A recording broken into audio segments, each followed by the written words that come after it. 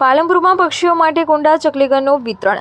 પાલનપુર તારીખ 3/4/2024ના રોજ સ્વામી લીલાશાહની 144મી જન્મજયંતિ નિમિત્તે પાલનપુરમાં સ્વામી લીલાશાહ કુટિયા અને સિમલા ગેટ વિસ્તારમાં પવન ફૂટવેર પાસે જીવદયા ફાઉન્ડેશન ચેરમેન ઠાકોરદાસ ખત્રી દ્વારા કાળઝાળ ગરમીમાં પક્ષીઓ માટે 700 જેટલા પાણીના કુંડા અને 300 જેટલા ચકલીઘરનું વિતરણ કરાયું હતું.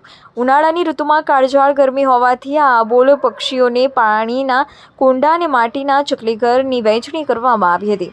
છેલ્લા 7 વર્ષથી ઉનાળાની ઋતુની શરૂઆતમાં જ પક્ષીઓનું અભિયાનમાં માટીના ચકલીઘર અને પાણીના કુંડાનું વિતરણ કરવામાં આવે છે. ત્યારે આજે જીવદયા ફાઉન્ડેશન દ્વારા ઉનાળાની કાળઝાળ ગરમીની શરૂઆત થઈ ચૂકી છે. ત્યારે મનુષ્ય હોય કે પશુ પક્ષીઓને પીવાનું પાણીનો વધુ ઉપયોગ જરૂરી બની જાય છે.